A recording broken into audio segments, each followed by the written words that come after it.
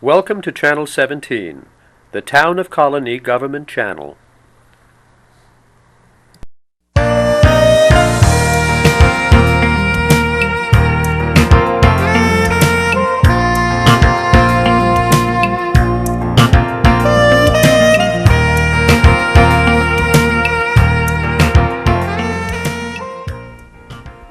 Hello and welcome to Focus on Health. I'm your host, Peggy Mello. Today's guest is Beth Sabo-Novick, a licensed massage therapist and personal trainer in Saratoga Springs, who specializes in patients in pain. Welcome to the show, Beth. Thank you, Peggy. Tell me, how did you become interested in massage therapy? Well, I used to be a dancer. I went to Oberlin College and majored in choreography and dance, and then moved to San Francisco and started a dance company. And so I've always had this love of the body and this interest in the physical and how the body works. Unfortunately, I then got injured and had to stop dancing, which at the time was awful, but in retrospect was actually one of the best things that ever happened to me. Because now I understand what it's like to be in pain and to be in chronic pain. Mm-hmm. So I was about 2-3 years in real chronic pain, and I had to stop dancing, but it really then dictated, I went to massage school soon after that in Seattle, Washington, and now I work primarily with people in pain and trying to get them out of pain.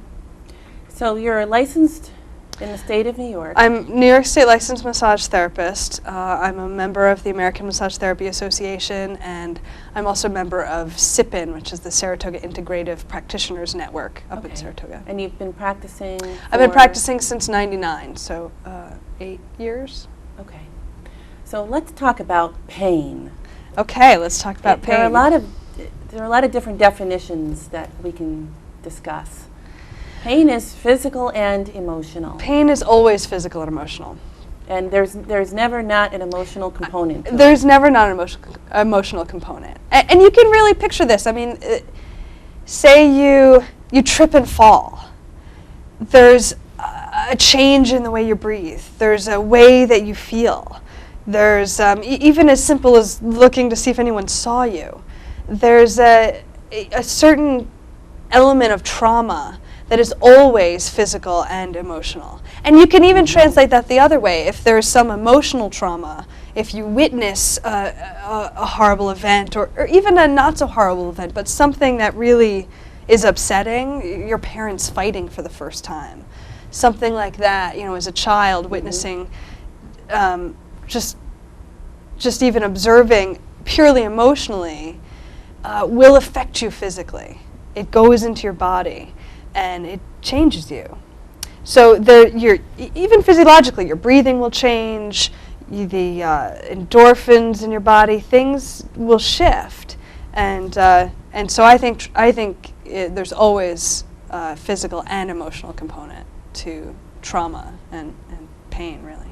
So when you first evaluate a client, it's kind of a long process because you're sort of getting a picture of what's happening in their emotions and inside, as well as, my knee hurts. Exactly. Well, somebody comes in with something like my knee hurts, and yes, I really try to get a picture of the whole person. I am looking at them physically and their physical patterns. I'm looking at them emotionally. I'm not a therapist, but I'm just trying to get an overall picture. Are they very high strung, or are they laid back but emotionally distant, or there are elements that can speak to how a person gets in pain and how they might recover from pain. So I look at people physically and their physical patterns. I look at people emotionally and in their emotional patterns, and energetically in their energetic patterns, and health-wise in their behavioral patterns. What are they, are they a factory worker all day, or are they sitting at a computer all day? And all of these things will come into play. Do they exercise? Do they not exercise? And all of those things can be factors both in the pain itself and also how they might recover from having pain. So that's the initial evaluation. The initial evaluation, and it's not always that, some of it's kind of covert. I might not always know what I'm really asking. And a lot of my observations, I may tell them and I may not. Sometimes it's really just trying to get a picture of the person. But I definitely think that we all, it's all about patterns. So I try to get a picture of a wide array of patterns that this person might have. So, and that will help me help them. So basically you're sneaking a peek out the blinds as they're walking towards the I house, definitely watch them. Yes, I watch them walk in. And even, sometimes they're limping, and that can tell me a lot, but even just the way that they walk into a room. And people say when I ask people to, stand up and let me look at you, let me look at your posture, let me look at your alignment, and people say, oh, well, you asked me that, so I'm going to stand up straight. There's a certain element of sometimes you think you're standing up straight, but the body doesn't lie. It's something I learned in dance. The body can't lie. If it's in the body, it's in the body. And our weaknesses and our tightnesses, our tightness that hold our patterns, they hold our physical patterns. And you can see them. You can often see them. The tilt of the pelvis, or a falling in the inner thigh, or just the way that you hold yourself is the way you hold yourself. You can try to change it, but it won't work that well without help. I mean, part of what I do is help people start to shift their patterns. So what kind of clients can you help? Experiencing what sort of disorders? Well, I really specialize in physical pain, things like knee pain or back pain or neck pain. But I work with all sorts of clients. I have clients who have brain trauma. I train a client in a wheelchair. I've had, a lot. I'm really good with thumb and wrist pain, but also just sometimes people come who it's like they're looking for a shift and they're just not sure what. And I generally trust that the people who walk through my door are people that need me for one reason or another. And generally often they need to teach me something too. So you, during our pre-interview, you talked about how you like to solve puzzles. I do. And you like to ask why. So basically, I have to tell you that personally, up until this interview, I really didn't know much about human anatomy to know that, for instance, one leg longer than the other one ends up hurting your neck. And I never realized that somehow something's pulling from one side, which ends up pulling on something, which ends up pulling on something, which ends up, oh, my neck hurts. So somehow you have to figure out that puzzle. That's exactly what I do. It's kind of, you can think of it like a tug of war. If we each had a rope, and like a muscle or fascia in the body, and say I'm very strong, and I'm tugging on you, and you're just trying to hold on for life. Which of course is the natural response. Well, which of course is the natural response, and actually, if you didn't try to hold on, you might tear. You're going to really get hurt. So, a lot of people, they'll come in, they'll say, my neck hurts. I'll go to their neck, and I realize that their neck just isn't going to release until I find the big bully that's pulling on the other end. So sometimes it's and it's very easy to figure out, because I'll start with your neck, And if it releases in a couple minutes, then good, it released. Nothing else is pulling on it. If it doesn't, there's something else. And I've, in this constant curse of having to always ask why, which I have, the neck isn't releasing, why? Oh, well. And then when you start to ask why, you tend to get answers. So I started to figure out some pretty standard patterns that people have. If somebody does come in with neck pain, I'll always check out the chest and this joint here, which can pull on these neck muscles, which will cause the neck muscles in the back to try to pull out. I find often that if I can release this joint and release these muscles, the neck will release. But then, of course, I have to say, well, why was this joint out? And I can then start to follow the pattern of pulling all the way down. And I'll tell you, honestly, usually what I find is a weakness. And it's usually in our core somewhere, in our gut. We just like to hold things there. It's a very convenient place to do it. You mean emotional? I do mean emotional things. How I really think it works is this. Say, we'll go back to observing your parents fighting for the first time. Say you're a child. And that kind of thing can really throw you. Right. And it can really hurt. So we'll take a little trauma like that. We don't like to feel pain. And sometimes when we experience trauma, it's a little too much all at once. So what we do is we store it. And we store it in our body. And say we store it in our gut, which is a pretty typical place to store it. Right. So we have this emotional pain, and we kind of put it in there. And then we avoid it at all costs.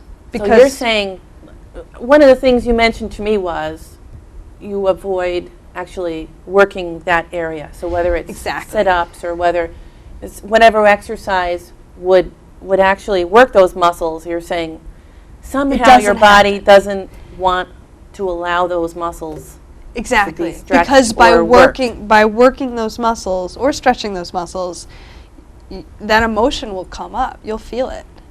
And I think that's a big reason why so many people really hate working their abs. It's because there's a lot of stuff stored in there, typically. What people don't realize, and I really want people to know, is that you get over it. It gets better. But there is a little pattern of and I've worked with people in training who, the first time we do abs, they'll say, this is awful. I feel awful. I feel nauseous. I just feel awful. And I have to reassure them that that's okay and that it will get better. So what's actually happening at that point? Are they releasing their emotion? They're releasing that they're emotion. Kind of clearing that area? So that it can work. Exactly. So they still, unfortunately, often this is 30 years later than the actual, so you have 30 years of not using a muscle or not using a part of a muscle, and so it really is weak. And you actually need to do the work to strengthen it in order to truly change the patterns that we set up. So going back to the original how it works, you have this weak spot, and your body compensates for it. So other muscles will come in so that you don't have to work that spot, so you don't have to feel that feeling. And then you set up a pattern. And that pattern can cause trouble. That pattern can cause a certain amount of tightness and can actually pull, may shift your pelvis, which will tug on your back, which might tug on your shoulders, perhaps, going up to your neck. And there are a lot, or down to your knee. Knees are rarely unto themselves. They usually have to do with a weakness in the pelvic girdle and the hip area. So looking for this idea of patterns is what I'm always looking for. So when I ask that question, why? Okay, your thumb hurts. Why? Oh, well, your shoulder's not moving, so your thumb has to work all that harder, that much harder just to do everyday tasks like opening a door handle. If your shoulder's working, then your thumb and your wrist and hand doesn't have to do all the work. Right. But if your shoulder's not working, then there's much more torque. Right. And then I said, well, why isn't the shoulder working? And so I try to keep following it down. So part of why this marriage of massage and personal training works so well is that I get to try to change these patterns both from the tightness perspective and from the weakness perspective. So I can take a client and say, okay, well, let's release what's tight in the massage room and then go out to the gym and try to strengthen what's weak, so that we can actually come at it from two directions. So it's to a really dual shift people's perspective, I Exactly. guess. So you start out, you're doing the massaging, and then you're doing the strengthening as well. Usually, yes. Oh, okay. And there are other elements that come in too, because our patterns really go through all our different systems. So what's in the body also is physiological. So you'll get less blood flow to areas that you don't use. Right. And you will also form behaviors around traumas, and our eating patterns and sleep patterns and how well we take care of ourselves and how empowered we feel are all really important to our physical health. So I try, my specialty is really, I work through the body, but I can't ignore, people's emotional health and their physiological, how blood flow is working in their body, and nutrition is something I generally will speak to. I'm not an expert, but I will certainly speak to. It's important. It's very important. If you don't have any energy, it's really hard to heal. Yeah. So a lot of elements of our lives will come into pain. Now, I am perfectly willing to use myself as an example Okay. in our discussions, just so that our viewers can understand exactly what happens All right, to great. the human body on your massage table. Now, and I came in having a hip problem and neck pain. Yes. And why don't you talk about exactly what you did to the sternocleidomastoid? Oh, excellent. joint, Good or memory, whatever it Peggy. is. That was a great memory. What exactly did you do to release the back of my neck? Well, You were pressing hard. And I it was really pressing isn't hard. a typical, how everyone would imagine massaging, like, oh, I'm going to massage your shoulders. It's not. No, it's not. I do that sometimes, and sometimes that's what people need, but I was really trying to find your patterns and relieve your pain. So what I found was that your this is your sternocleidomastoid muscle. Oh, so I had it wrong. Well, It's your a muscle, not a joint. Okay. this is your sterno. Oh boy, people are going to call in and say, "Oh, she can't remember the name of the joint." Your sternoclavicular joint. Oh, okay. Where your clavicle, which is your collarbone, comes into your sternum. Uh-huh. And it's actually, just trivia-wise, the only actual joint that attaches your arm and shoulder to the rest of your body.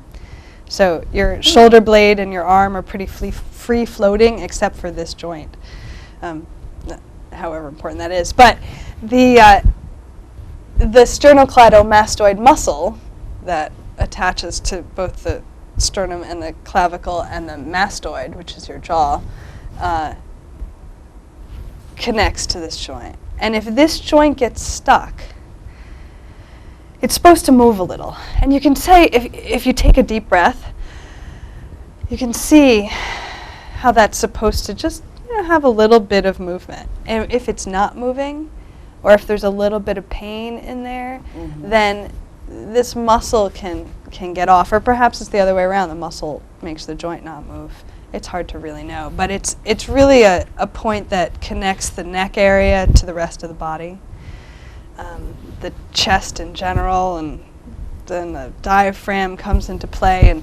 And so I have found, through always asking why, that if I can relieve this joint and make it move again, this big muscle will actually release, which will release the Which will muscles release the muscle in the back of the neck. And the trapezius muscle. And the and then if those release, then the trapezius muscle can also release. Oh. Now let's talk about the amazing psoas. The amazing psoas, it's my favorite muscle. The psoas, I talk about kind of these bridges between parts of the body, and the psoas is a major, major bridge. The psoas muscle connects to every vertebrae of your low spine. It comes through your pelvis and connects to your iliacus, which is really in the pocket of your hip, the hollow part of your hip. It's often called the iliopsoas muscle. Excuse me, and they go through your pelvis and connect to your femur, and it is your hip flexor. So when people talk about your hip flexors in yoga class or something like that, it really is your psoas. Your psoas is the muscle that literally lifts your leg. Mm-hmm. Now, it can also, if it's tight, as you can imagine, actually literally pull down on the low back muscle. I mean, on the low back in general. It can actually pull the vertebrae down toward the legs. So it can compress and be a factor in the tilt of the pelvis. And if you can imagine one side being tighter than the other, then it can also cause that's complicating thing is there's two a of rotation. There are two of them. Right. So they don't have to act in the same manner, otherwise you've got a problem. Right. So I find with people with, say, a mild scoliosis or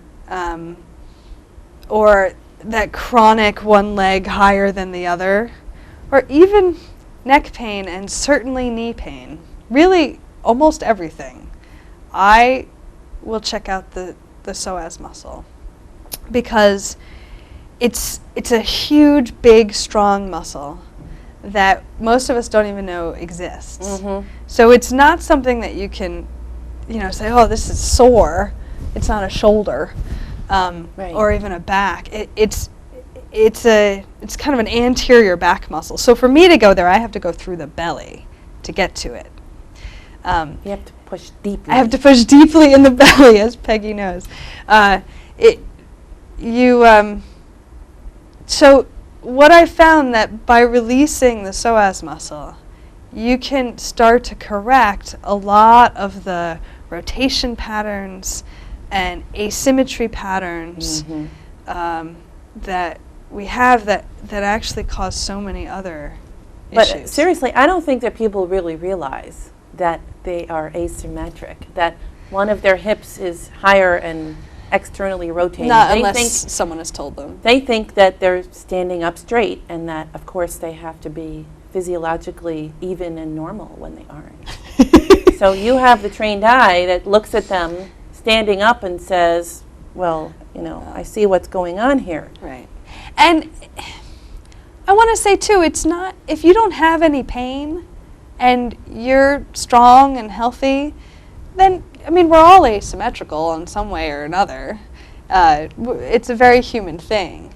So really, it only tends to come into play when you're having some other problems. If you do have kind of chronic neck pain, or if you're a runner and that knee is just always tweaky, or that one calf, then it can definitely be helpful to start to understand your own asymmetries and how they might come into play when you're dealing with your health and certainly with pain. And there probably aren't that many bodies out there that are perfectly aligned, are there?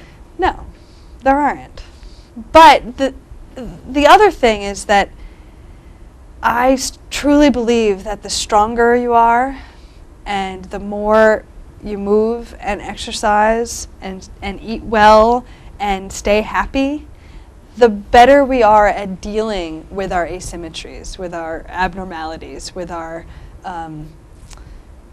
the things that make us unique but could also tend to hurt us. And that's true for anything. You can deal with a lot more in your life if you're also if it rolls right off you. If if you just went for a run, right, you're going to be in a much better mood. And the stresses that one day might really bother you, another day might really not.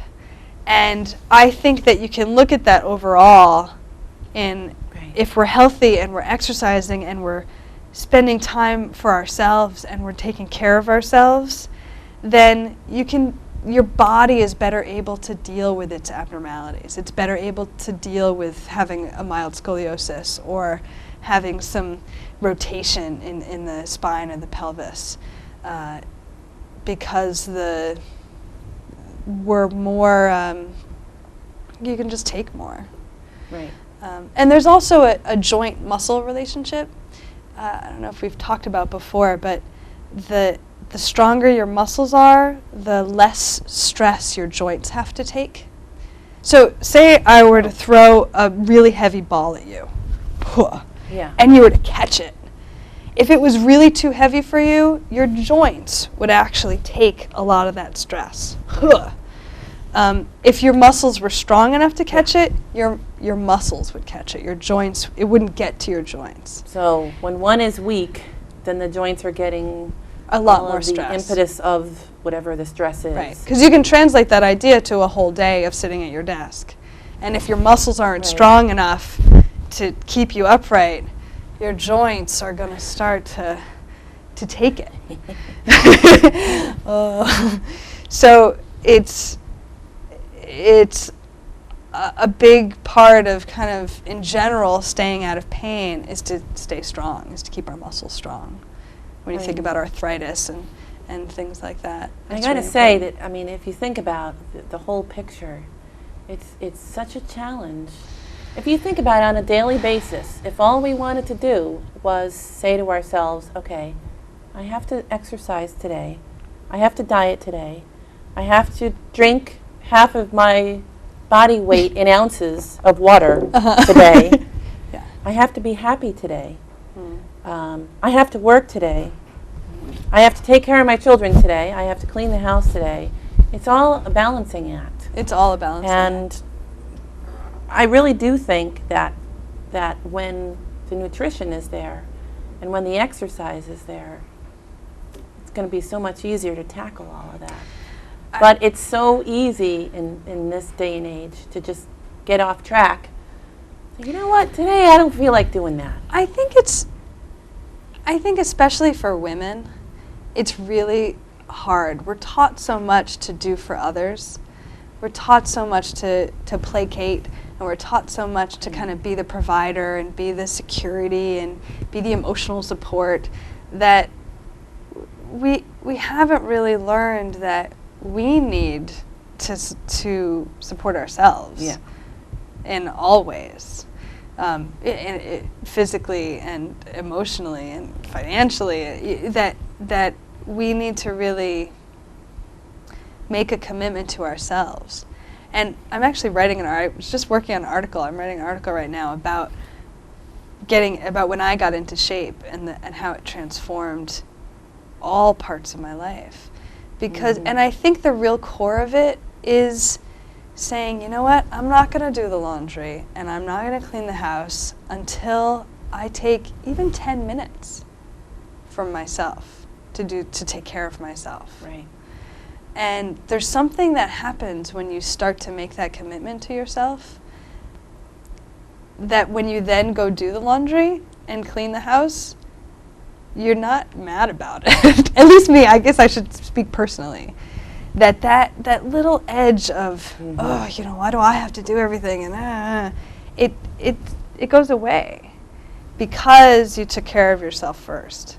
And I just found that it's like it makes my relationship with my husband better. It makes my relationship with my kids better. They're not, you know, every time they pull on my leg, I'm not like, oh, I have so much to do. It's just like, okay, here I am. These dishes can wait. My kids need me.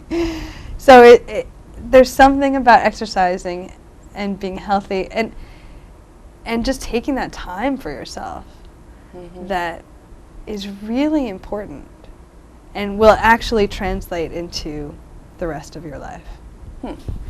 But it's hard to do. It's hard to just start.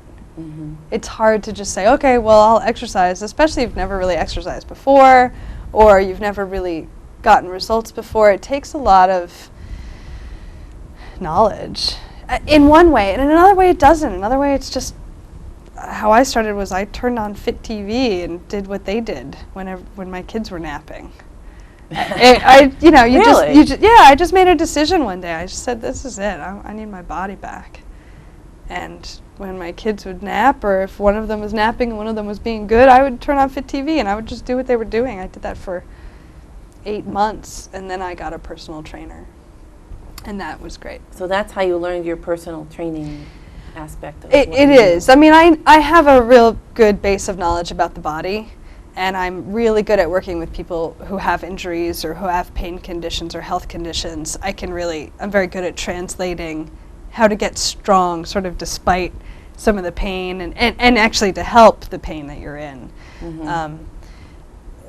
But a lot of the basics of just lifting and really weight training I did learn from my trainer, and I read a lot, and I'm online a lot learning new things. And so what are the general exercises that you have your clients performing?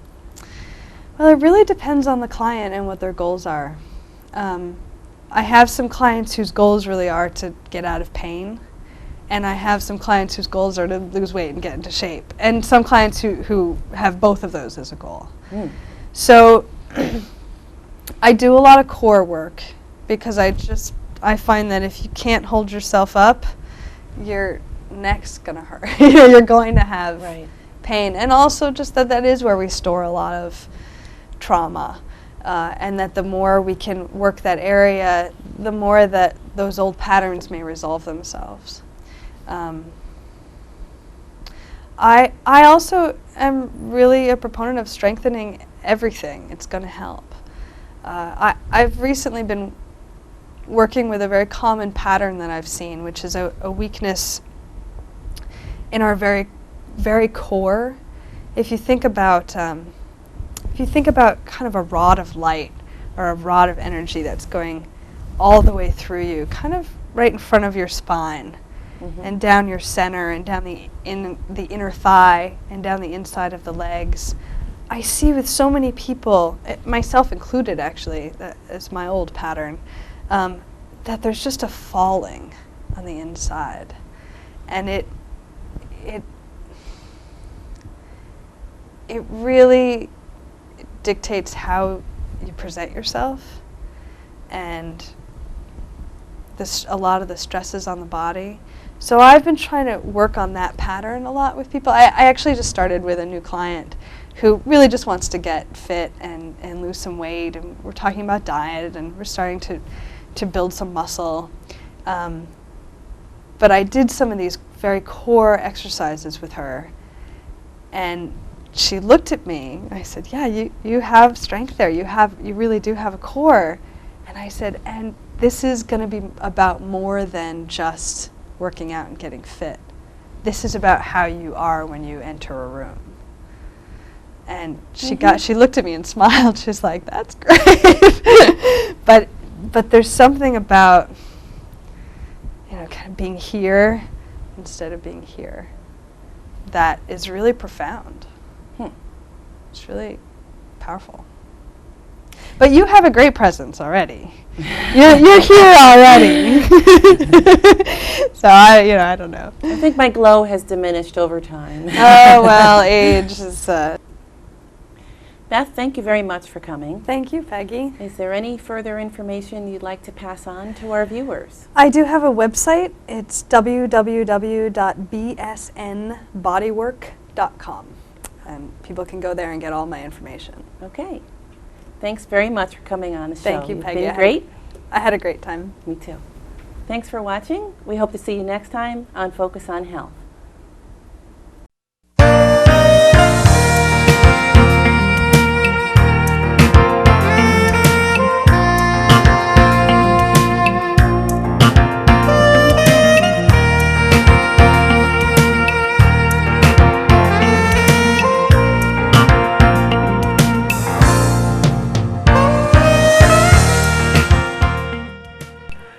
Welcome to Channel 17, the Town of Colonie Government Channel.